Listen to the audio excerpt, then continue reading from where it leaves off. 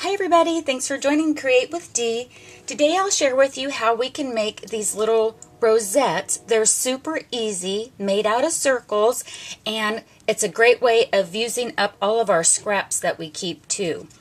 An example of a project that you could make is this little pillow box and embellish it with our little rosettes. So let's get started making this super cute and super easy little rosette. For our example today, I'm going to use the 1 3/4 punch. I've already punched out a piece of my scrap in Regal Rose. And you take your scissors. I'm using some paper snips in this case. And I'm just starting in, and I'm going to make a spiral. And there's, you don't have to come in a certain width of your spiral at all. It's just whatever you feel like making. Okay, so you just make a spiral,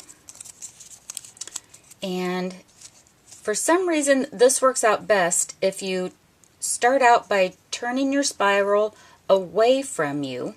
So I'm folding it inward, and then so that little tip goes towards the back, and then start rolling your spiral inward. Okay, so just getting that little center of the bud started, and I'm going to roll it pretty tight here at first, or I guess all the way through. So I'm just keep rolling till you work your way all through the end of your spiral. Okay, so you have something like that, and then I just kind of let it fall on my work surface. It just kind of helps relax your little rosette. And I kind of pump the center of it until I start getting the shape that I want. Okay, so as you can see, it doesn't take long for it to start. Look how cute, looking like a little rose. And once you get the shape to how you want, and you can, spread apart your leaves at this point. I tend to like it when the center looks tight. It looks like on a real rose, the center bud is real tight, and then as it opens up, the leaves on the outer side gets more relaxed. So that's kind of the look that I like. And then you'll want to get your mini glue dots, and let's see here, and just take the end of your spiral and pick up a mini glue dot.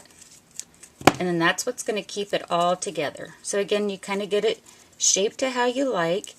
Press that little glue dot on there, and you've got a cute little rosette. I love it.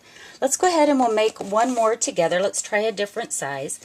Let's go ahead and try, let's try the 1 1/4 inch, just so that we can see the different sizes and how it looks. So again, this is a scrap of So Saffron. And just going to make a little spiral cut. And as you can see, I'm not being real precise or anything about the width of it. You can play around with the different widths of your spiral to see if you like, any different look.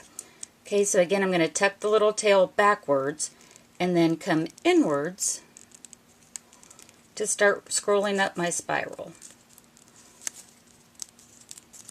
Sometimes it's a little tricky to get the center started, just because I think, I don't want to say I get worried, but I want to make sure that I get that tight center, because it seems like if it starts out tight, even though we're going to relax it later on, it just makes a prettier flower.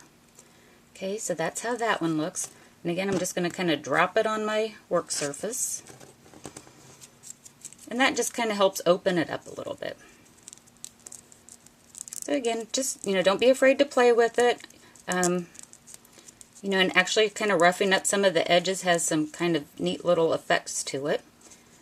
Okay, I've got it kind of opened up the way I like it.